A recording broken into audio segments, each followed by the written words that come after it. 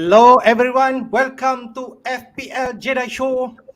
We have completed game week 1 and we are going to game week 2 of the new season. My name is Hafiz and I would like to welcome my co-host Azmin. How are you? How's your feeling coming to game week 2? Oh, it's good to be back. Good to be back. Interesting how how the week turned out, but it's looking good. In terms of FPL, the variety and the options that are out there. So it'll be great to see how we go. All right. Okay, we have seen plenty of action starting from the first game of the season, kick off with Crystal Palace versus Arsenal, and end up with Man City versus West Ham, where we can see, Haaland has kickstart his goal scoring season in Premier League. We will touch on them later. Okay, where Kane, at the other hand, blank, even though Spurs trash Southampton 4-1. So let's jump straight to our talking points for game week 2. Okay, we will definitely have a look at our team performance on game week 1. Okay, and then we have a look at some of the match analysis. We look at the goal scoring records and also who actually gained the bonus point and so on. We look at number 3, the key stats. Okay, we have a look, a deep dive a bit in terms of who actually made the most goal attempts. Okay, and then we had touch a bit on who actually are conceding in terms of shot a lot from the first game week. We then go to game week 2 fixture. Okay, we know every team will play this week, and then we have a look at captain pick. Normally captain pick will be dominated by Salah, but now there is a new, we call it challenger in terms of captain pick. Haaland has come into frame, and then we'll have a look at what is our transfer plan for game week 2. So let's go to your team first, man. You scored 76 points, and where average point for game week 1 is actually around 57. So you're doing well. Okay, so I guess I could say I can't be upset with the score in the end. I think it got a bit crazy at after Saturday, where I was my rank was about 100,000 plus. Yeah, this was before Sunday, where City was playing. Yeah, so after City played, of course, with Haaland racing, I dropped. But I can't really complain. If you look at my team right now, only aside from TA, whom everyone had pretty much, most people had, only Bruno Guimaraes and Bailey did not have any return, whereas everyone else did. Trippier, James had the clean sheet. Sanchez was a bit. I was frustrated when there was an own goal because I remember I was very pessimistic about Manchester United, and it was looking good. My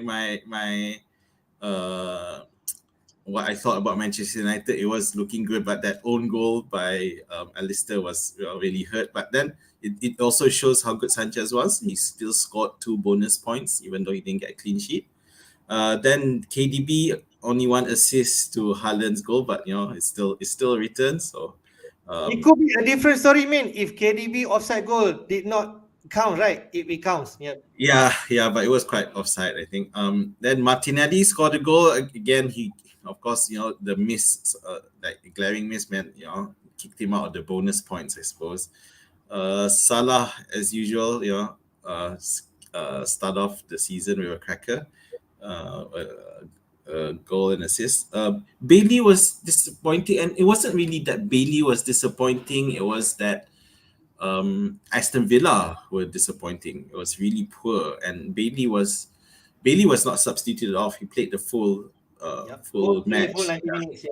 So it was Coutinho was really bad, and I'm glad I wonder if there's this perception that he's a lock because of his relationship with Steven Gerrard, but on the basis of that performance, it's not looking good for him. And coming back to Bruno Guimaraes, he got a standing ovation when he was subbed off.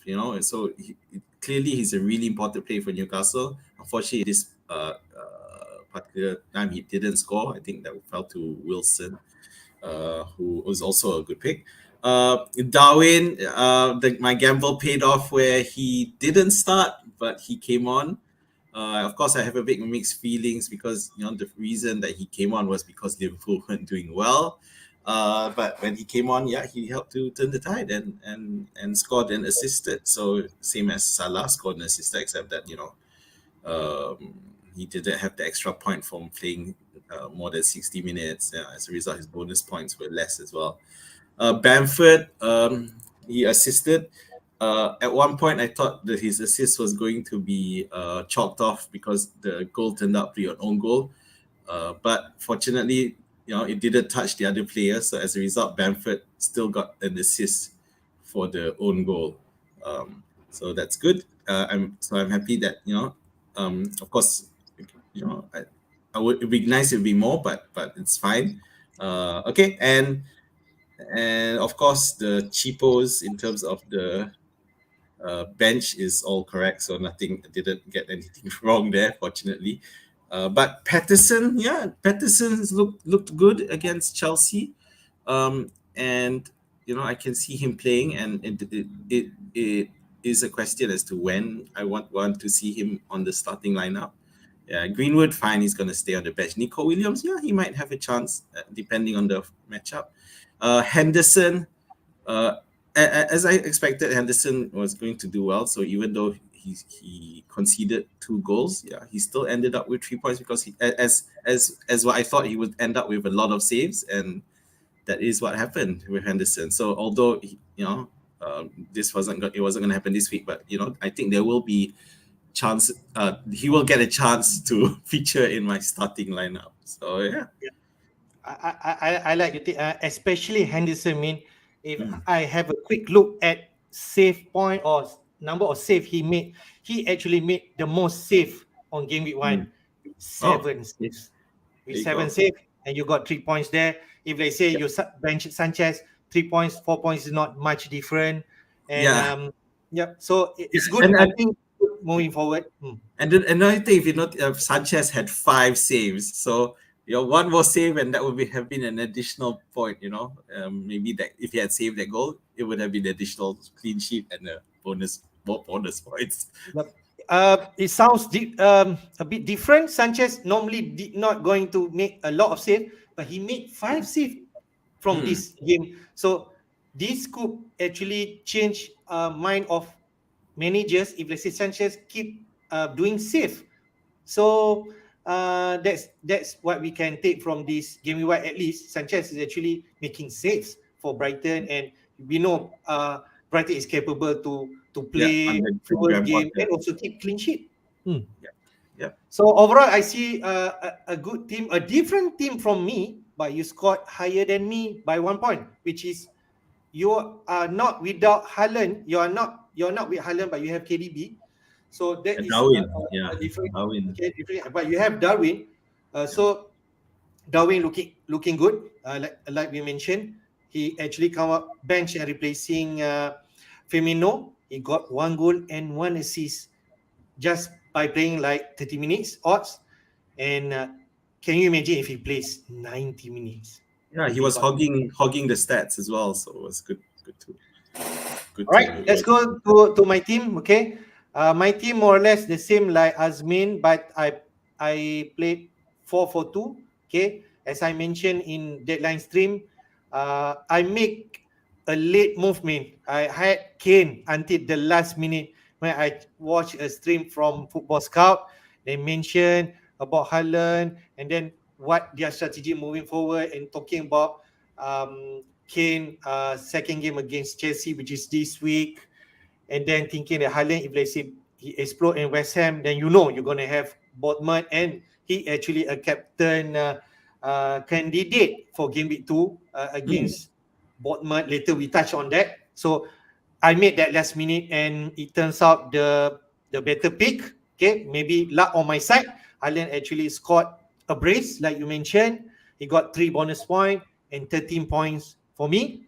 Yeah. Other than that, okay, Jesus played his first game. The hype is there. Like 70% of managers chose him, but he blanked against Crystal Palace. And we see some exodus of Jesus to the likes of, let's say, you don't have Haaland or maybe Darwin. So the pattern already there, and people are already agitated without knowing maybe we could give Jesus another chance, because Palace is also a decent team to play. Okay.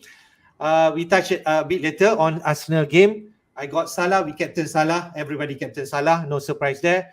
Luis Diaz only got 2 points. He could actually got more than 2 points, man. He hit, I think, post or crossbar. I think he actually made some shots against Fulham, but it's not meant to be. Only 2 points. I leave it that. Martinelli got 8 points for us. Rashford, like you mentioned, Manchester United really frustrating. I actually take into account on the preseason form, but that one can throw away now. Okay, this is the Manchester United. Still, Manchester United from last season, they are having issues, and this is a problem that Ten Hag need to resolve. Okay. At the back line, I got 7 points from Cancelo. He got yellow card, but still got bonus point. James got yellow card. I think 2 bonus point. Trippier got 1 point. Yeah, six from clean sheet and 1 bonus point. Okay, so Raya, Brentford did concede 2 goals, but he did still manage to make some save. So he spared me a 1 point from saves. He got 2 points. I cannot complain so much. I could even play wide actually. A lot of managers play wide over Sanchez or even other 4.5. Only got 1 point. So I guess I can still continue Raya and Brentford still have some decent matches going forward. Okay. All right, man. I think that's the review for our team. You want to touch anything on this? I got 75, you got 76. Your rank 500,000 plus. I got 600. This is the early in terms of Yeah, that's ranking. normal. Yeah, yeah. So One thing you did, yeah. I mean, the thing is, there's also a lot of there's other options out there that it's all makes it interesting. Like, but we'll take a look at it later on when you do our match yep, analysis. yep. We go then. Next, before we go match analysis, these are the team of the week, man, who scored the big double digit. If you have this player, you're going to score 133 points overall. Okay, who are the best points in terms at goalkeeper department? Mandy got 7 points. At the back, Shah got 15 points. He scored a wonderful goal. Okay, wonderful strike. And then Bournemouth have two players here. A surprise result against Villa. They keep a clean sheet. Kelly, I think, assists this goal, and he got 12 points. Zinchenko also assists in against Crystal Palace. He's already on radar, and his price already increased to 5.1 now. Okay, and then we have Gross. Nobody going to expect Gross score 2 goals against Manchester United. He will definitely be on radar. 50 points. Kulusevski, 13 points. No Son, no Kane in this team of the week. But Kulusevski is here. Should we actually think about him? Salah, 12 points, jogging home. He take penalty, not Sterling, not Havertz. Jogging got the spot. He scored from penalty. He got 3 bonus points. Maybe he's as Chelsea has said that we need to think. Lemar, 10 points. He got a goal, I feel. Mitrovic, you against your teammate, he got scored 2. We already know Mitrovic at 6.5. We just not sure which version of Mitrovic going to turn up this week. Mitrovic scored 2 points and give us a reminder that he could actually be the enabler up front. And Haaland, last but not least, Haaland at 13 points. So why you can make up from this team of the week? Yeah. So firstly, there's a few options that immediately jump out at us, like in terms of we can that could really merit consideration. One is Zinchenko. Okay, so Zinchenko is played in the early game, Arsenal, and I think one of the issues was whether he would start, whether he would be a regular starter. But on the basis of this performance, he's outstanding and definitely something to look for. And if you see But of course, typically, the top scorers, people had already started move for Zinchenko after the Arsenal match. And yeah, I think there's definitely some quality there. As we know, he came from City. Kulusevski. So this name he kind of like um, went to the wayside in terms of FPL picks, and there was two reasons. One, because people were trying to push in the Harry Kanes and the Sons of the world, but at the same time, um, people also were put off by the fact that Kulusevski now, I think his price is now 8 million, and it was a bit, it was just not as attractive as last season when he first came in. Yeah, but so he's definitely putting his name in the basket to for consideration. uh, yeah, Jorginho, yeah, we're not gonna go there still, even though yeah. But Gross will be interesting. So obviously we have Brighton picks. We're used to having the Trossards, and to be fair, Welbeck had a good game as well. Um, but yeah, we know of course our problem with Welbeck is his injury issues. Lerma, yeah, that's Bournemouth against Villa, but it's not that attractive because again, one is a promoted side, and B, Villa were bad, I would say. Mitrovic, which you mentioned earlier. So it's a question: is this going to keep up? Because but the signs are good though. One thing is that Andreas is playing behind him, and Pereira is playing behind him, and he's playing as a number 10, and he got forward a lot against Liverpool, and I believe he's also taking some set pieces as well. No, but my point is that with someone good behind Mitrovic, it definitely will lead to some good goal scoring opportunities. Although even though Andreas didn't do any assists, but he was clearly influential to the game. And finally, Haaland, of course, I got it wrong. Because I personally thought it might take him a while to assimilate, and he seems to have slotted in easily. So and for City, is this going to be because they haven't had a real striker since Aguero, and now so will we see that again, that dominant City side with proper striker up top? Yeah, people will feel, especially coming later, the Gameweek 2 fixture, Man City versus Bournemouth at home, will definitely feel like hiding behind the sofa, knowing that maybe Haaland could score.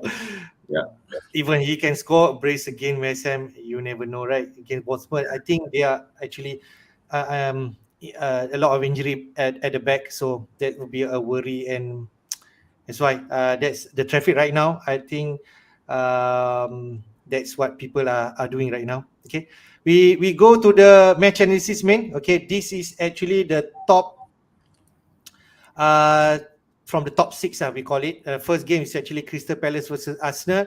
Arsenal did not disappoint me. They keep a clean sheet.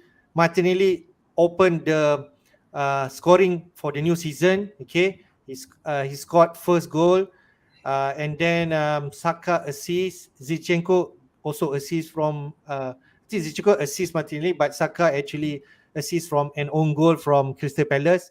2-0. Perfect start from Arsenal, man. yep, yep. Something that Arsenal fans are very happy with, not something they've been used to.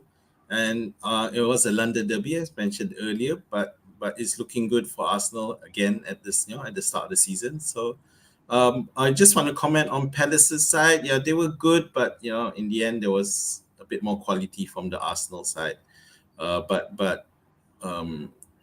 obviously it wasn't a big score, so I think Palace still can will be a threat.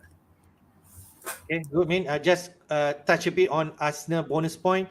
All of their defender got that bonus point. Not Yeah. Martinelli, not even Saka. Zinchenko 3 bonus point. People already on the radar, like I mentioned. Saliba at 4.5, 2 points, and Gabriel at 5. So these are some definitely watches that we need to mention if we want Arsenal Yeah, defense. yeah. And Saliba seems to be a solid addition to that defense. So So it will, as if Arsenal's defense that we weren't already considering, because there's plenty of us who have Ramsdale, but now and Gabriel is obviously an option, but with Saliba at such a cheap price. But but at the same time, people are already loading up on Zinchenko. We've already seen transfers coming in for Zinchenko, so it's looking good for the Arsenal defense for once. All right, we go to the next match. Your team, main Fulham Yeah. versus Liverpool. We expect big scoring match. We got it, but Liverpool did not win this game. But Salah did not disappoint. He got a goal and assist. So he continued his good scoring in terms of opening match of the season. Mitrovic got 2 goals, but I feel Darwin is the one that we need to monitor. He actually did not play the full game. He played like 30 minutes odds, but he still got a goal and an assist, Yeah. So yeah, Liverpool were pretty bad here, and it doesn't it was it doesn't help that Thiago Alcantara also got injured, and that's going to be a Yep. big loss because of his defensive solidity and passing ability. So unfortunately, it's we've lost him, so we're just going to have to make do.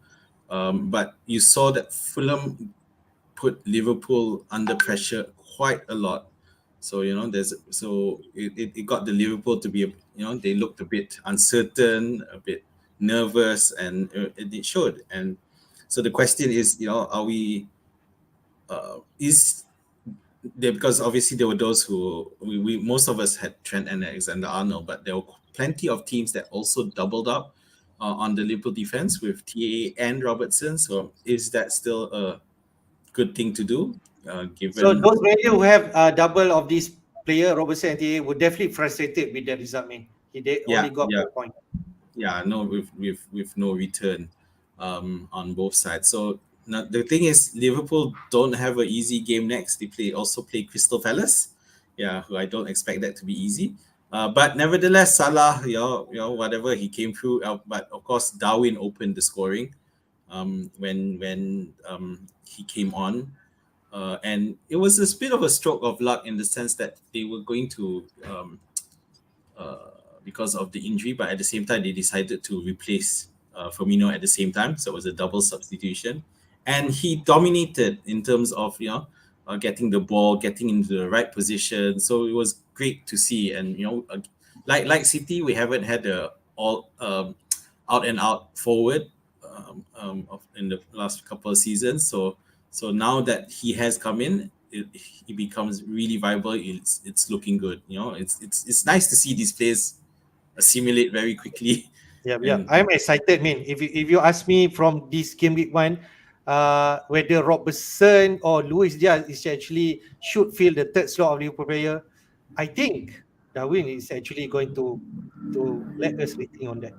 yeah, I mean, and if you want to stretch it all the way, should TA even be that second slot? Should it just be Salah, Darwin, and Diaz if you want to get there? But of course, that means a lot more money spent. But Fulham, yeah. So Mitrovic scored 2 goals, and it was a solid by Fulham, and I totally expected them to. Honestly, I expected them to totally fall for this one, and they didn't. Yeah, I expect Um, like Liverpool trash Fulham. Yep. so now the every season when Fulham comes in, so now the question is Mitrovic gonna keep on, or is just gonna disappear again? So that's a decision for everyone to make. Yep. Yep. We go to the next game, Spurs versus Southampton. We expect Spurs to win this with a big margin. They did that 4-1, but who actually in the mix of goal and assist? Dyer, Sessegnon, and Kulusevski. Kulusevski actually got the big points from this game: 1 goal and 1 assist and 3 bonus points. Emerson Royal, who ever thought he actually going to produce 2 assists? Okay, so he got that. Son at least got an assist, but Kane owner got nothing from this game. Yeah, so I think it was a reward for those of us who decided not to go with any Spurs assets for Kane or Son were the more popular assets. Not to mention anyone in the defense. Yeah. So for your side, you mentioned earlier how you made the last minute change from Kane to Haaland. So yeah, good stuff. Because now Liverpool Spurs plays Chelsea, so that's not going to be easy match, um, based on what we saw. Yeah, Emerson Royal. Everyone was looking at Doherty and Perisic, weren't they? So no, obviously Royal's not Both in are the. not starting. Doherty and Perisic. Yeah, Yeah. but unfortunately both didn't start. Perisic came on, right? Um, Yep. so it's but then it becomes well, we've got Royal with 2 assists. Is he going to be immediately out? Given the performance he had, yeah. That's the thing. Sessignon did score game, so it's not. It's going to be a tough decision for Conte if they So you want. got If they Royal want. and Sessignon performing over the expected Doherty and Perisic. So 1 goal and 2 assists. That's incredible. So those who, but we saw that in the build up towards the deadline, plenty of players on the Twitterverse, and they left out of after the news conferences. They started selling their Perisic and Doherty, and yeah, turned out to be the right move. Just to mention, if those of you who caught our midweeks, what was it?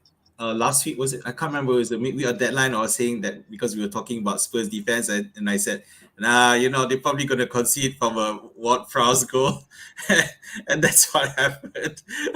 and and Yeah, um and Southampton scored first, right? Didn't they? Yeah, yeah, I yeah. think so. So yeah, but yeah, I mean, obviously Spurs are definitely stronger. Yeah, it's just that in the end, Southampton still managed to score. Yeah. What Pross just remind us over and over again, he's a very value player. He actually the penalty taker of Southampton. He take all the free kicks and corners. He's at 6.5. I think we just slot him in our team and I, team and I forget. do, yeah, but I do wonder whether there's a risk of him leaving to a team, another team. Who knows? Before the end of the Okay. season. But Southampton, can't afford to lose him though. So that's the Yep. that's Yep. the other problem. We go to the next match. My team, Everton versus Chelsea. I'm a bit pessimistic in terms of Chelsea performance. They did not steamroll like Azmi mentioned in deadline stream. Chelsea just managed 1 year and it's from penalty. Chelsea has a lot more things to do. They still need to figure out the best lineup. And now Werner already left Chelsea.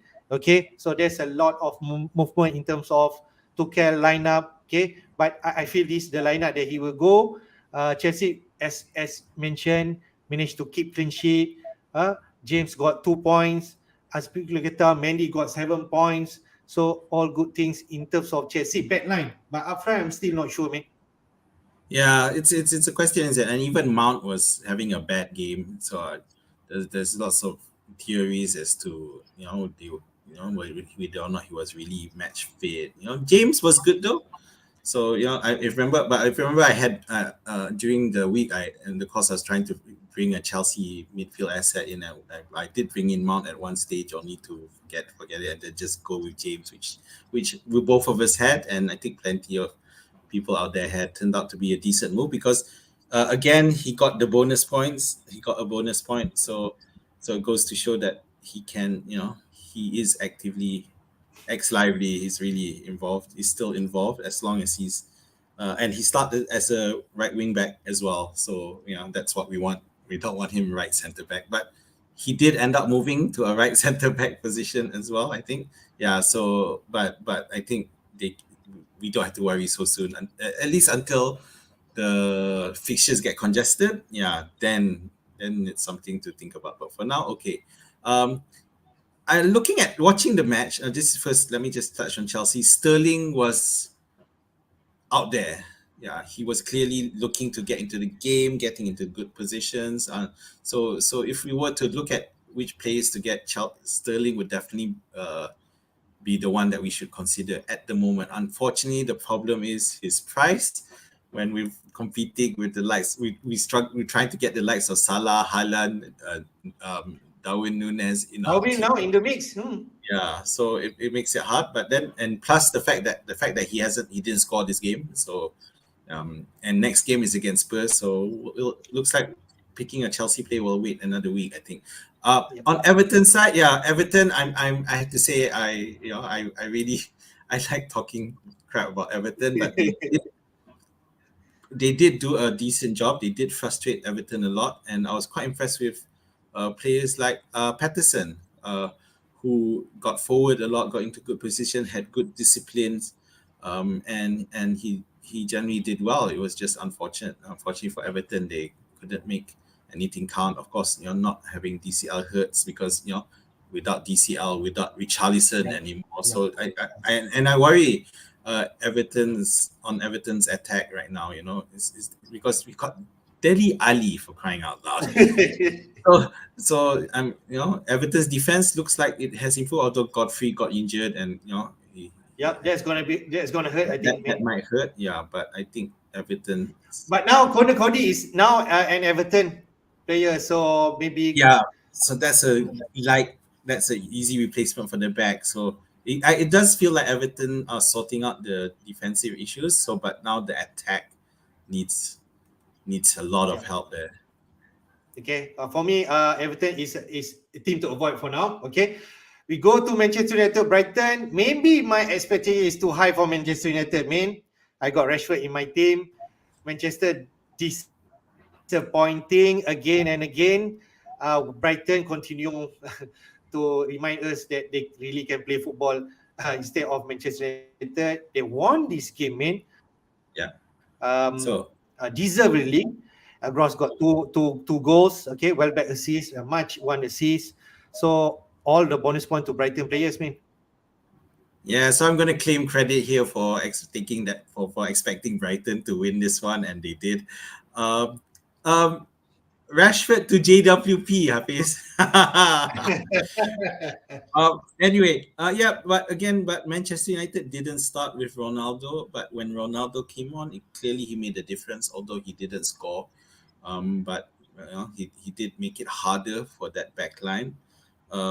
So because I think Fernandez, Ericsson played as the Yeah, sort of a Alisson did play. false Yeah, nine, but it didn't like I quite think Bruno like play up front or false nine, something like that. yeah.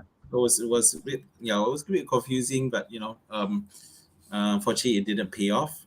Um, but Manchester United got lucky with that own goal, but it did spur them on, and they did do much better. But Brighton, it was just that Brighton's defense held fast, and you can see that by the fact that Sanchez had a bonus point, which shows how much. Had two bonus points, which showed how heavily he was involved towards the end as well. But yeah, credit to Welbeck as well.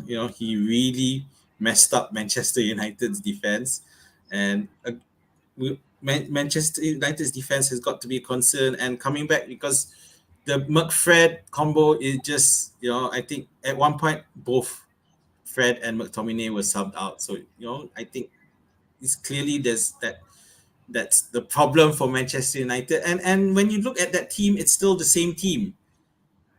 That from the previous season, there hasn't been any change. It seems like, did they think that just having Eric Ten Hag would be enough to transform the team without having a good replacements? The only one was Martinez, at the back, but it's was I don't know whether that was arrogance on the Manchester United's management side, because it's looking really, really poor for Manchester United, and I do feel for Manchester United fans, because it looks like they haven't done enough. We know there was an exodus of players who left.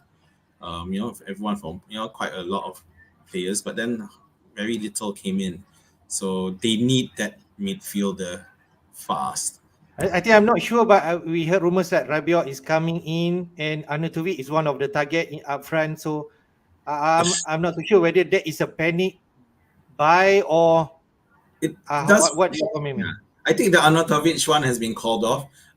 There's a lot of Oh, theory okay. saying that maybe it's also there was so much backlash from the fans, because no, because you've got, of course, Manchester eyeing the fact that City has Haaland, Liverpool got brought in Nunes, and United are bringing an old Premier League washout in Marko Arnautovic, really, so and even the Juventus midfielder, he's had a poor season. Yeah, so the fact that he's the one being connected to Manchester United isn't endearing any Manchester United fan at all. So it's going to be another dark season if Ten Hag doesn't find a way.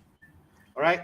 Let's move on to West Ham, Man City. Plenty positive things that we can talk about Man City. Okay. Haaland scored a brace, like you mentioned. Kevin De Bruyne got an assist. Haaland actually won a penalty and he took it.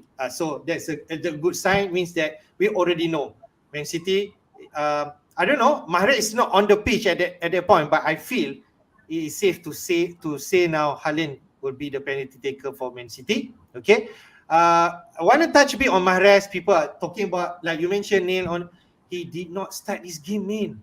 If whoever got him, he would definitely be angry with that. And what else Mahrez need to do to to to to get his place in the team? But that's about it. Man City 1-0, man. So what your take on this? Oh, so yeah, I thought West Ham would put up a fight, and unfortunately, the losing Fabianski I thought was pretty damaging, and yeah, it turns out it did lead to the replacement keeper conceding a penalty that he didn't really have to concede, because the ball was going away and was heading towards the West Ham player, but and the goalkeeper just reached out, and and Haaland got the penalty. Um, of course, when I saw that, I was thinking, oh, please don't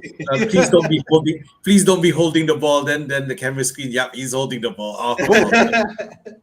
And but if you saw the penalty, that's a confident penalty. So, yeah, because the argument is still that if Mahrez is on the field, he'll still be not the first choice keeper. But on the basis of how that, I think before the match, a couple of days, I think Mahrez, there was some uh, media and we were questioned about who's the penalty taker. Mahrez still thinks he's the first choice. So let's see how that pans out if he's not on, if both Mahrez and Haaland are on the field. So unfortunately, West Ham didn't really get going. So it'll be interesting to see if one of everyone's favorite West Ham player from last season, which was Jared Bowen, can um, um, come back again. I think there was a injury scare with Antonio, but I think Okay. he turned out okay in the end. Okay. All right, So, mate. We know now Haaland has proved that he can score goals. So people are already hyped on him and bandwagon on him. so yeah. Just quickly on Mahrez. So yeah, I think earlier we were talking about how Sterling, and with no Sterling and Jesus. Jesus, that you lock in for that right position only only to still not play. Right now, even Bernardo Silva, he's being linked to Barcelona, but apparently City are not keen to sell, which was probably because he wanted to leave the last season. So we'll see because the thing is, if Silva leaves, then I think City starts to look a bit bare. So in terms of having a good backup, Foden started, by the way, Yep. and so again, are we going to be playing this thing with Foden where we try to figure out whether he'll start, and if he starts or not, or he doesn't start but still does well. So it looks like we're in for another Foden show. All right. Okay, man. I think we go to the next four matches. Maybe we can touch a bit. Bournemouth surprisingly wins, man. I expect Aston Villa put a better fight, but it's not to be. The promoted side got a win under their belt. Under Scott Parker, they win 2-0, keep a clean sheet. Only good things that we can say to Bournemouth, or is it because Villa are so bad? Yeah, apparently Villa were really bad, and I'm a bit worried. And Before you comment further, Mings did not play, which surprised me, and even Watkins did not start. yeah, so Mings is, I mean, apparently now in a post press conference, Gerrard has seemingly called out Mings. It's and it's looking, there seems to be trouble um, in the back there. So you got to wonder what's going on there. If he's publicly sniping about it. Uh, yeah, Watkins not starting was a surprise. So Ings came in, but unfortunately he didn't do anything against his um, former club. Ings was previously from one of the clubs he was. But on the Bournemouth side, just credit. So Lerner, who we there was a lot of talk about how from Bournemouth fans about how he's playing a lot more forward, and it definitely paid off. So it'd be interesting. The thing is, I think most of us expected Villa to win this one because and where Bournemouth would be poor, but like Fulham, Bournemouth surprisingly did well, and they play City next, but they're coming in a better form. They going into that match feeling good about themselves. So that Bournemouth City match might not turn out to be a steamroll as we are currently thinking. Yeah, but Villa assets, because obviously people have Bailey and some may have Coutinho, so that's not looking good right now. All right, we go to the next match, Leeds versus Wolves. I did not watch this game, okay, but I think they mentioned about Leeds put a good play. Wolves at the end of the game, I saw like a tussle between Jesse March and Bruno Lage at touchline. Okay, I'm not too sure. I actually uh, Google and see some YouTube, but they really did not want to further Yeah, run of course. on this case. Okay, just leave it on the pitch. But Rodrigo on score sheet, I think another one who's not here, Harrison, who actually people are talking right now. He's a Hmm. decent player at Leeds United. He actually scored this game. Okay, No, no, and then Harrison. Yeah. yep, Brentford on assist. Harrison remind us that he also can do damage. No Neto, no involvement on Neto, but Podence at 5.5, same price. He actually did the damage. I mean, Yeah. This earlier Bournemouth Aston Villa was the match I really called wrong, totally wrong. But I'm glad I got this Leeds one right because I expected Leeds to win and they did. Um, Wolves look in, I don't know, it doesn't look good for Wolves. Leeds look good as you mentioned. They were getting into a good attack, and Bamford is involved, Rodrigo was involved, and Harrison. They all did well. Um, Rodrigo, I did not notice at this before game week that he's actually been reclassified as a midfielder. So yeah, and the fact that he scored a goal there, that it looks good. I mean, he becomes a possible decent pick if Leeds are continue push on. They play Southampton next. So yeah, I mean, a lot of people are saving their transfers, but for those who have to, whose team are just terrible or or there's some issues that they need to change, then I wonder with the Leeds become a consideration. But I don't like the look of Wolves at the moment, and I'm not gonna recommend picking out a Wolves player at this all right. point. Okay. We go to the next one, man. Newcastle versus Forest. I predicted Newcastle will be strong at in their opening game at home. Some more Newcastle Yeah. win, keep a clean sheet. Wilson and uh, no surprise, Shah keep coming pop up with a wonderful strike. He should be on our radar. I don't know. What do you think, man? Yeah, the problem is we all have, a lot of us have Trippier on, so it's gonna be hard for us to. I mean, there are people out there double Liverpool defense, double City defense. You want a double Newcastle defense. I know it sounds absurd, but and that's, to be fair, Newcastle did play a promoted side, so but Newcastle look good, so we can't underestimate them. And I'm glad I already have two Newcastle players, one returned, one didn't, but I like the look of Newcastle, and I think they're just going to go on. Joe Linton, who was last season's player of the season for Newcastle, so again he got in with an assist. So it's looking for Newcastle. On Forest, yeah, unfortunately, yeah, they didn't put out a good performance, and Henderson had a lot of work to do, which is something that I thought would happen. Lingard didn't really get going. I think he needs a bit more support. Unfortunately, whereas previously when he was West Ham, he had great support for the likes of Susek, Antonio, and Mo, but not for so he needs to. Hope we'll see in the coming games whether there's any improvement from the Forest side. Okay, last but not least, Leicester versus Brentford. Okay, open game. Leicester lead by 2-0, and then Brentford come back, and the usual suspect like Vardy, Madison, even Tony from Brentford side all performing. What do you think? So Leicester leading 2-0 and then falling apart, to score 2 goals. But all credit to Brentford for keep going at it. Although I kind of thought Brentford would lose this, but yeah, they kept coming. And Tony, our last season favorite, ended up scoring and getting bonus points for the Brentford side. So it'll be Wisa who got a start, but then unfortunately did not get any return. But of course, we're not considering Brentford assets just yet because of the fixtures, if I remember correctly. On the Leicester side, Dewsbury Hall, he really rose and shined last season, towards the second half of the season, and he has popped up again with a goal. It's looking. I can't remember what his price is, but I'm pretty sure it's quite It's now affordable. at 5 million. Yeah, 5 million. I want to as a possible replacement for the likes of Bailey, who underperformed, or his team underperformed rather.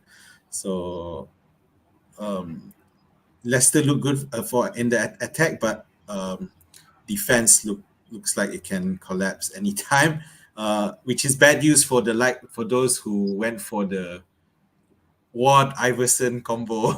Okay. Yeah, so they're not expecting much from there. But yeah, well, you get what Yep. you pay Yep. for. Yeah. You invest cheap, you got 1 point. So okay, what? Yeah. Okay. Just to touch a bit, something to monitor. Da Silva came out from the bench. He scored this goal. I think he's someone that has performed in preseason for Brentford. He may be a decent at 4.5, but I think for now, Adrius Pereira is the front runner at that Yeah. price. Yeah. Yes, correct. Yeah. Still Pereira. Okay. Let's go to some key stats. Okay, people are talking about Haaland versus Kane. What happened in game week 1 in terms of Haaland shots? Shots in the box, 5 over Kane, 1. Shots on target equal 2 and 2. Okay, in terms of shots, you can see Haaland do 5 shots all inside the box. And big chances, Haaland got 4 because of Man City playing style. All are looking good to Haaland's side and not Kane. And people already look transferring out Kane for Haaland to quickly get on board with him. What do you think, Min? In terms Yeah. of Haaland, Kane, is clearly now Haaland the one Yeah. to get? So there was a lot of talk at Game Week 1 that a lot of people would buy Kane just for the first week and then convert and then transfer into Haaland the week after, and that is exactly what happened. But unfortunately, uh, the Kane pick didn't pay off at all for Game Week 1. And I mean, I remember during our discussion, I mentioned, it seems counterproductive to plan such a move. You might as well just go for Haaland rather than have a Kane for Game Week 1. And when you look at those stats, you do think that, has Kane's role really transformed a bit? Because, if you look at Haaland, he didn't, no crosses, no turballs, no chance created, no big chance created, but it's all about him scoring. Whereas Kane had crosses, chance created. He had more passes in the final third than Haaland. Yeah, but his touches in the box were only 3 compared to Haaland. So he doesn't get the ball a lot in the box. And it seems like his role is that I. To be fair, on my side, before the Game Week 1, I think you asked me if I had to choose between Kane and Son, who would I pick? I think I'm pretty sure I said Kane. Yeah, but on the basis of these stats, I think that choice is starting to look wrong. And and looking at some of the highlights, it seemed like Son is a bit more selfish now. It seems like there was a chance where could have passed to Kane, who was in a better position, but he didn't. So it'd be interesting to see how that pays off. But it doesn't matter because Spurs still won. So it's something. It's more about FPL picks. Yeah, but the thing is that system might not change. Whereas okay, so Haaland, oh yeah, he's gone it, hasn't he? His Actually leading XG on the 1.8. That's pretty high.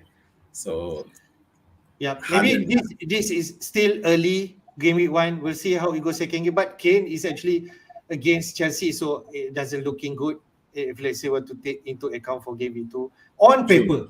But we'll see how it goes after game week two. Next stats that I want to show goal attempts. Like I mentioned, Haaland is in terms of when I sort out in terms of attempts inside the box, total shots also he's the highest, 5 inside the box.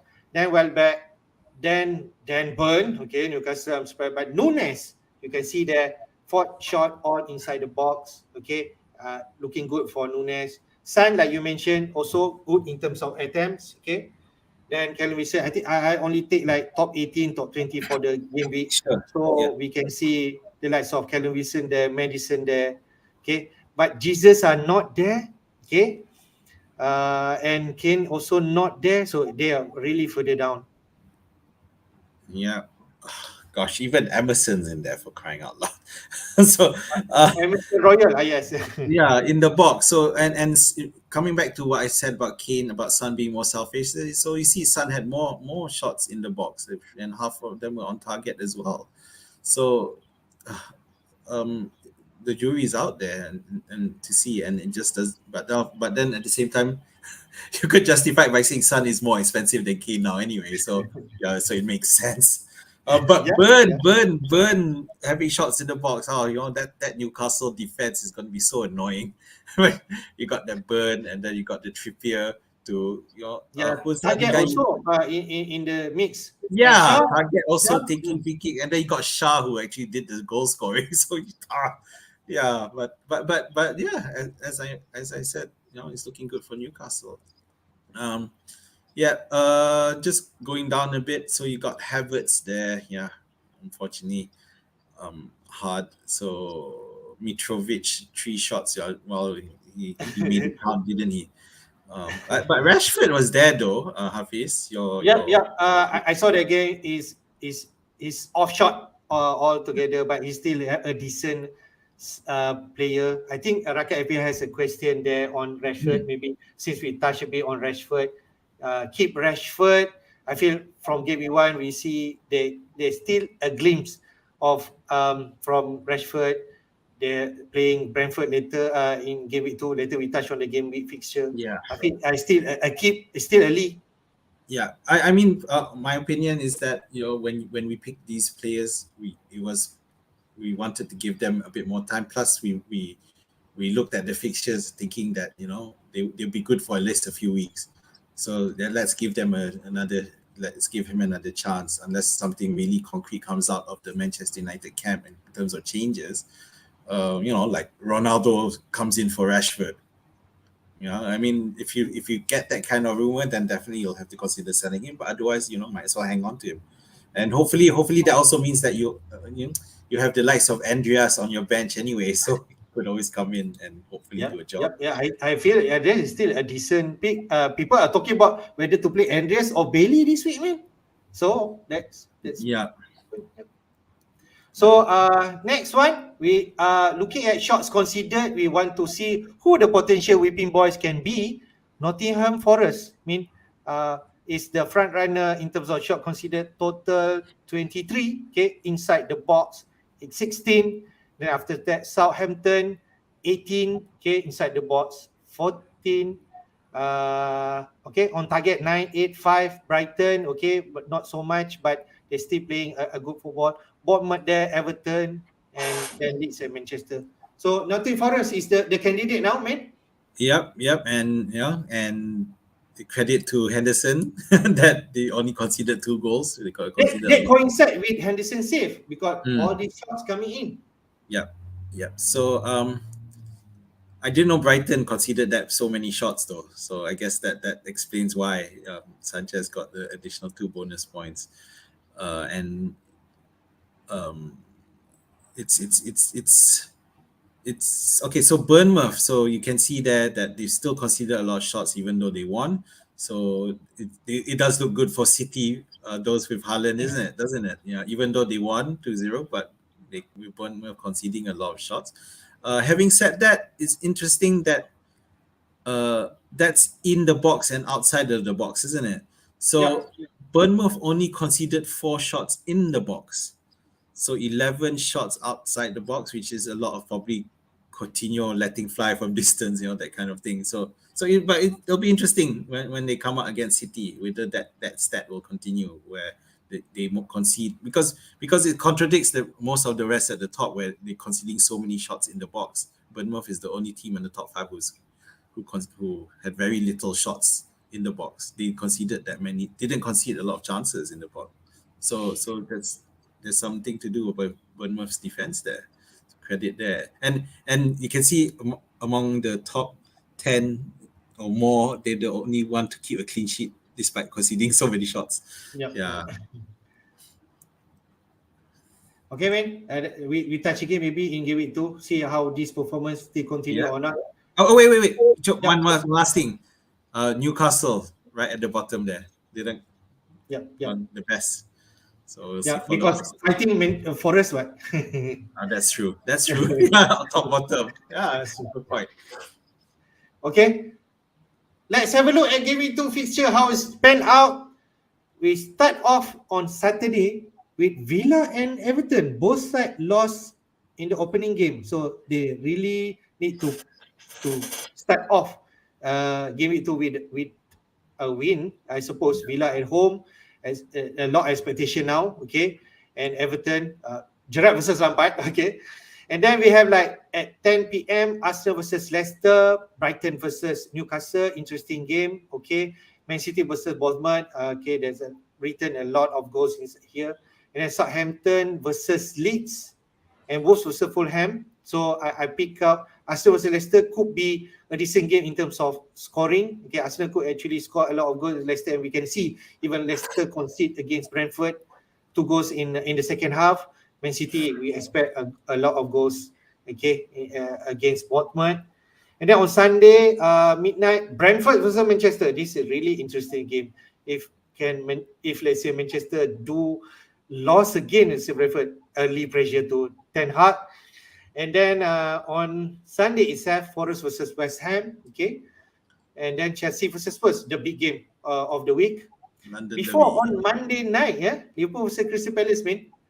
So I think green there, we expect a win against Crystal Palace. So what do you think on Gameweek 2 fixture? Right, so Villa versus Everton. It's both teams lost the opening match, so it'll be interesting. As you mentioned, Gerrard versus Lampard. Both are already under pressure. Very few people would have had an Everton player, and if they did, they will probably be Patterson, who they bench anyway. Even though Everton lost, but they were playing Chelsea, and now they're playing away. Aston Villa, on the other hand, they lost playing away at Bournemouth. So will they perform better when they're playing at home? So those are the questions that we need to answer, especially when you have Bailey, because I think I mentioned earlier that Bailey was the only person to play, one of the few who didn't get subbed out in the attack, played 90 minutes. So if there were changes in that, I would expect it to be like Watkins coming in for Ings, who did quite badly. So I don't know about the main situation. I think there's something going on there. But that would be the main change with Watkins, who's should be given a chance. And Everton, we saw that their attack is pretty bad. So Villa have I think Villa has a better shot at winning here. Arsenal versus Leicester. Yeah, this will. I mentioned there could be goals in it. I think goals for both sides. But I don't know. Again, sorry, where Arsenal's defense, we talked about how much stronger Arsenal defense looks right now. So we'll have to see what happens there. But it doesn't look good for those with the Watt Iverson combo. Brighton Newcastle is going to be really interesting. We got two teams under two performing managers who both won their opening matches. It could go either way. This one, Yeah, yeah.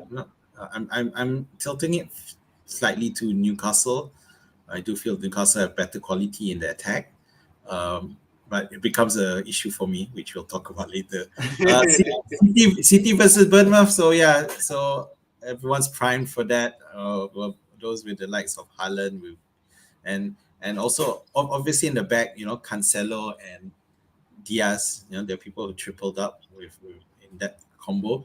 Having said that, Cancelo didn't seem to be going forward as much though in game week 1 against West Ham. So we don't know. It's just a tactical because West Ham, we knew they was last season they were pretty strong in attack. Yeah. Or is it just a one-off, or is that going to be the case? So it's something to monitor more closely with Cancelo. He still got bonus points, but he got carded, I think. Yeah. He still got. But he still got bonus points, which so it shows that maybe you can still keep him anyway. I think Southampton Leeds has that potential to be and because Southampton, I don't. It's starting to look bad for Southampton. I know it's still early, but I think Leeds definitely have a chance to have a good chance. Interesting one. I mean, if Leeds continue to win game, Brentford score again, Rodrigo. Definitely, I can see game week 3 bandwagon for Leeds. That's it. Yeah. I think that's with Leeds continuing the trend of being attacking team. It seems like without Rafinha, they've continued, and they seem to be working better as a team now, whereas they relied a lot on passing to Rafinha to play on the right. Now there's a bit more even distribution. Wolves Fulham. I'm backing Fulham for this one because I think Wolves are going to be in trouble. And now Connor Cody has joined Everton on a season-long loan, as you mentioned earlier. Yeah, I think Fulham have their tails up, have managing to draw against Liverpool, so they'll arrive in good shape. Manchester United Brentford, another interesting match, and it's hard to say where it goes, but again, I would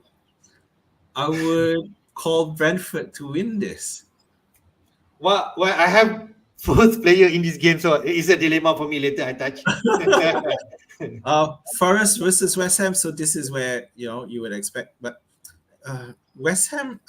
When do they start playing for the Europa qualification thing? That's something something to be careful when looking to pick up a West Ham player.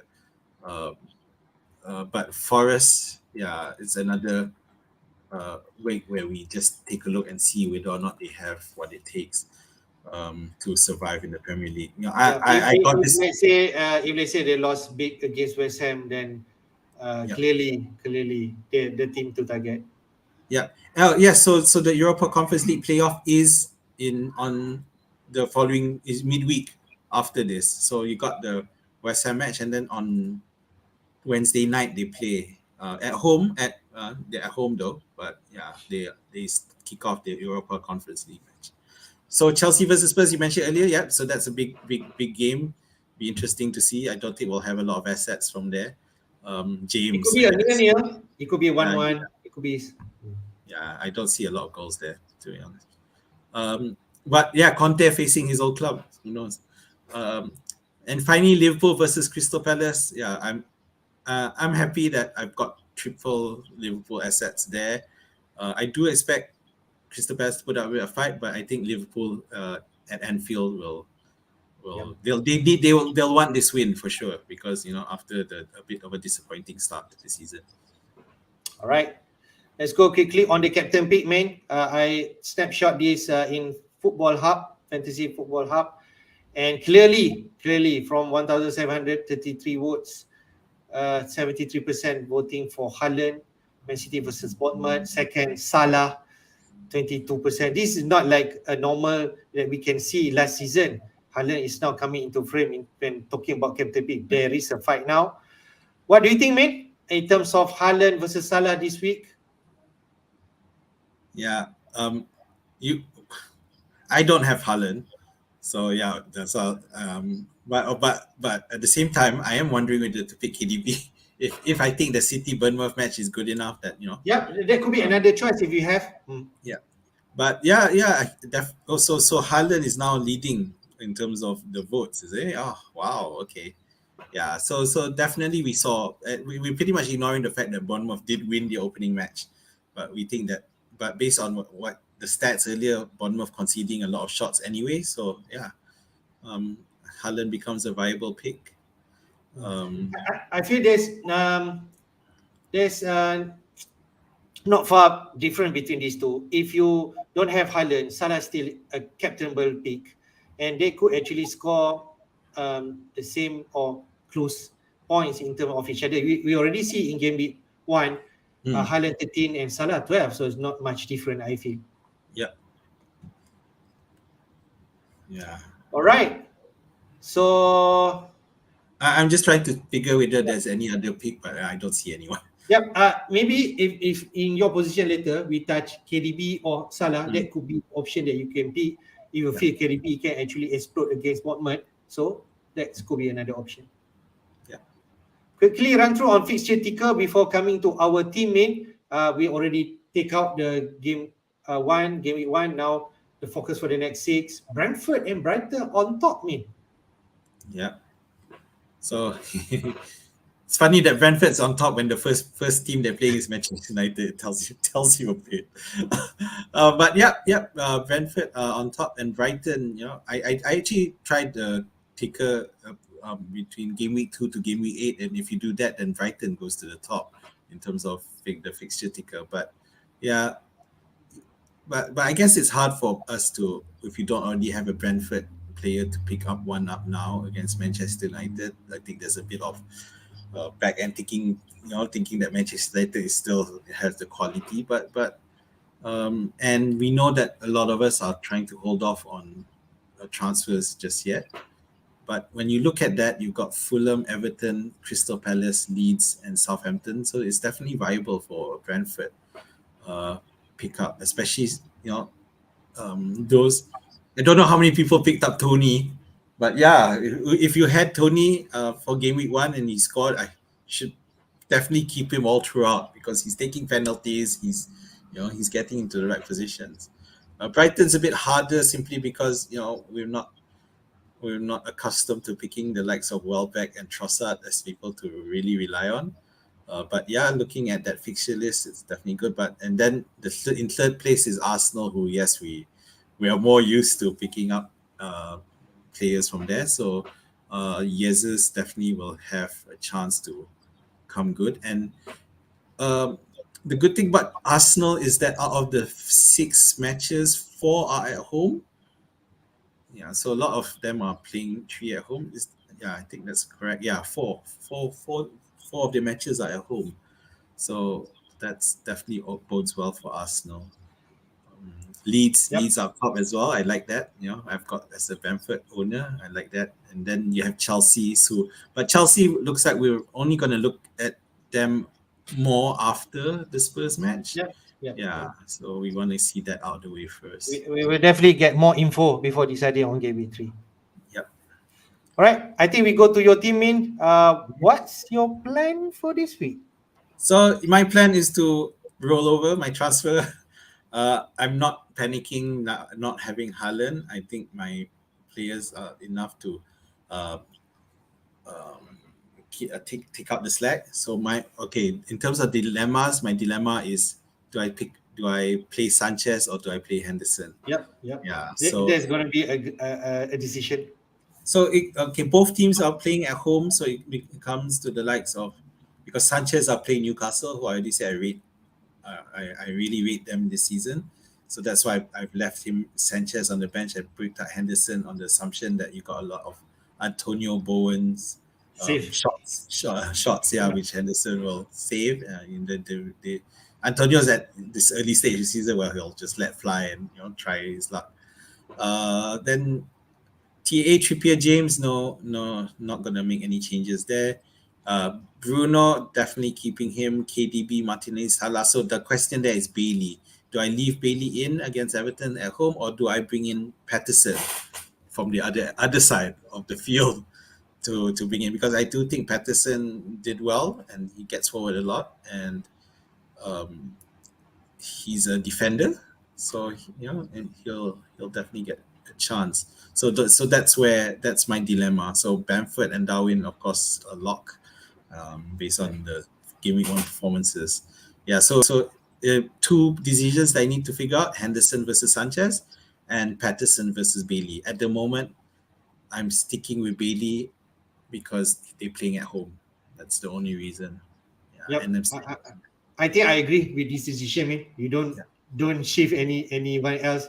Henderson at home, he already showed he can have a lot of save point, and you don't want to mess up between Sanchez versus Trippier, right? Because they play both together. So I feel it's logic to play Henderson. It is proof, and I think Bailey is the one at Okay. home against Everton, and Bailey could actually pop up with 1 or 2 goals against them. And Bailey has proved that he can play 90 minutes. So Yep. unless we heard at Steven Gerrard conference, he want to make shift of his attack, then maybe there's a worry. Yeah. Yep. Okay, go to my team. Quickly to my team. I'm also going to roll my transfer. As boring as I am, as conventional as I am, as we already know my play style. I'm going to wait and see and make my transfer for game week 3. Even though Darwin is tempting to me right now, but I still keeping faith to Jesus and Haaland up front. Okay, Raya in goal against. I have this dilemma, but I think I'm going to play both of them. Raya against Rashford. Okay, Manchester United against Brentford. Okay, I'll play both of them. If I got clean sheet, I got Raya points. If I got goals, hopefully Rashford in the mix, right? Then I play TAA, play at home. Cancelo play at home. James play at home. Trippier away to Brighton. Salah, Luis Diaz, like you mentioned, play Crystal Palace. Diaz did not turn any points against Fulham, but maybe against Crystal Palace he could prove something. But if he does not and Darwin score, then maybe on my watch list definitely Darwin into my game week 3 into the thinking. Rashford against Brentford, I play him. Martinelli home against Leicester, he could again score again. And at this point, I'm captaining Haaland, which seeing with the rest of manager who think that Haaland is the right captain pick for this week. Okay. Yeah. Yep. So yeah. No. I mean, Andrea's there, but it's hard for me to see who you would bring him in for. Rashford, but I'm not too sure yet. Yeah, it would be Rashford, wouldn't it? Yeah, the one thing here, if I want to drop, is Rashford, Yeah. but I will give him a go. Yeah. And you have to monitor the Luis Diaz situation as well. Yeah. Um. All right. Yeah. Yeah. No real issues there. Yeah. Raya Ward. Yeah, I'll go for Raya. Uh, yeah, against Manchester United. But yeah, because that Raya Rashford problem for you. Um, Yep. Martinelli. By the way, Martinelli, I just found out that he increased by 0.1. Oh, okay. All right. So A lot of Zinchenko increase, Haaland increase, Mitrovic increase, 0.1. Yep, yeah, that's how the bandwagon is. Let's go to the question, man. Rakan MPR has posted a lot of questions and other managers also. yeah. We Let's have go. a look some of their dilemma. Cullen to Haaland, no brainer, man. If I answer this, the managers are doing this. I think it's a no brainer. Well, if the thing problem is if you had zero in the bank and then you haven't done it by now, you're not going to be able to do it without taking a hit. So yeah, no brainer. Okay. Tony versus Manchester or Mitrovic versus Foof, man. Those are decent choice. It's a tough one. Tony at home. Okay. Because you're playing at home. But Mitrovic also not bad. He already proved that he can score 2 goals. But we know Mitrovic is a bit inconsistent. We see how Yep. he goes. If he scored this goal, then definitely the Mitrovic bandwagon will continue to rise. Next, if you buy Perisic in game week 1, man, there are a lot of managers are doing that. And top managers are not exception on this. Hold or sell Perisic, man. If you have someone like Andreas or Patterson coming in from the bench, I say hold. and bench Perisic for this game. Yeah, and then see what how Conte uses him in this game. Okay. Yeah, But unfortunately, specific. yeah, but I guess there is a worry that his price might drop, right? Especially when the two replacement fullbacks both returned, Royal and Sessegnon. But I would probably still hold because we know what he's capable of. So at least until we know we some become more clear in where they are in terms of the hierarchy. Yeah, I feel it's definitely a hole. Okay, if you already bought in game one, you got only 1 pointer from him, and you don't want to play him against Chelsea. You can bench him and play some of your 4.5 players if you have like the like on end players, or maybe Da Silva, or even I don't know Saliba. Okay, but I don't think it's a sell. You just keep him and trust him, and Mm. maybe he play in game week 3. Okay. Yep. All right. Which will get more points this week, Min? Saka against Leicester or Luis Diaz against Crystal Palace? And both player at same price, 8.0. Both players at home. So Saka he had assist right in the first game. Yep. Yeah. So Luis Diaz didn't have any return. Gosh, very hard one, Gabriel. Um, I'm going to say Saka because I think Leicester's defense is more problematic with their new without Schmeichel and without Pereira, and I think us Saka will Saka is has a better chance of standing out with Arsenal than Luis Diaz has with Liverpool. So I'm going to go with Saka.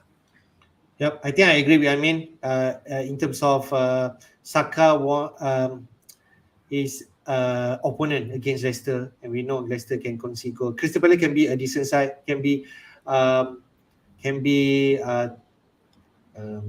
what you call it, stubborn in terms of their Mm. defense. So I think Leicester or Saka should be the pick. Next one, which one will get more points? This okay, not this one. We go to Zafran, man. Zafran, Akim, Bailey or Andreas. This is the dilemma that people are thinking to play Yeah. Bailey or Andreas. Okay, so I'm getting news just in that there's an argument that Bailey could be benched against Everton as Gerrard switches up his tactics. So it's a tough one.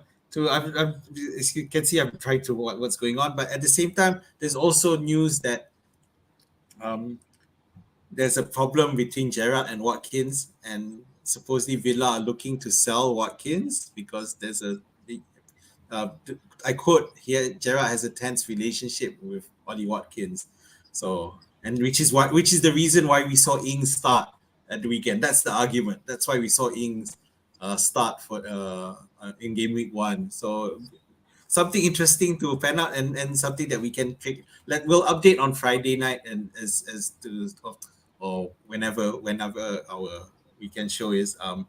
So but at the moment. Okay, so because I previously had Bailey and Patterson, and I went for Bailey because I think Bailey has a better chance compared to Patterson. But between Bailey and Andreas, I'll say Andreas. I think Fulham just looked better and a form and playing Wolves. So Bailey played Everton, who did a good job against, who put a good show against Chelsea, even though they lost. Yeah, so I'm going to go for Andreas. Yeah. It's a tricky one, I can tell you. And my judgment always been blinded with how much they are priced. And Bailey at 5, Andreas at 4.5. I might be biased. I play the 5.0 player. But if Ah, let's say we have indication that Bailey are not certain to start, Andreas the pick without a doubt. Keep or sell Kulusevski. Wow. If you have Kulusevski keep. against Chelsea, you just never know. I'll keep him. He's in good form. So even though it's against Chelsea, no harm keeping. Yeah, he's performing. He's not like coming from bench, Yeah. or we worry about their minutes. Not at this point until the championship start. I feel Kulusevski is safe, even though I'm not sure about Richardson. Is suspended on the game week 1, right? And I'm not sure. I think he's still suspended. But at the same time, but to be fair, Chelsea's defense look decent with Koulibaly in. It's just that midfield is a bit work. But is that how you pronounce his name? Koulibaly? Koulibaly? Koulibaly, something. Yeah, yeah. Just that left side, would there be Chilwell still, or Cucurella will come in? Now Koulibaly in the mix. But yeah, keep him. I might as well. Alright. Let's see how he does. Last question from Rakan FPL. Neto or Podence? Okay. I don't know if you have one of them, it's definitely key. I don't want to make a sideways move until we have clearer in terms of game week 2 input. Then we decide in game week 3. It's a tough one, this one. I'm not sure either, to be honest. I'd probably go for Podence just on the basis that he scored last weekend. Yeah, he got 10 points win. I just realized that. So it's a big one if you have Podence. If you have Neto, you only have 2 points. I can feel it, but I don't think I'm going to make a sideways move just because from perspective of game week 1. Okay. Yep. All right. I think we're coming to the end of the stream. We are at 1 hour and 23 minutes. Thank you to everyone who actually joined our stream until now. Okay. And if you're around, please support us, hit the like button and subscribe to our FPL Jedi show to receive our early notification whenever we are live. So, man, your last word, man. So as per the image in our screen there, the battle is on. The fight is on. So keep it going. So maybe we can see, to join our league code. Oh, yes. Oh, we did put it in here. So at the bottom there's our league code Y1N8EH. Feel free to join, and then you can join in the fun. Good luck again. It's still early days, so be patient. Don't panic. Unless from what I can see, there are not a lot of any real injury hit issues, and to any FPL picks really. So yeah, for me it's just calm down, take it easy, wait for the team news and see what happens before looking to make any transfers. All right, man. Just to mention, our game week deadline will be on Saturday. It's not Friday night, so we have plenty of times. Just keep calm, and hopefully we definitely will update you with the current news and so on. And we come back on the deadline stream on Saturday morning, inshallah. So until then, good night, goodbye to everyone. Take care. Bye bye. All the best. Hope you have a great one. All the best. See you at the deadline.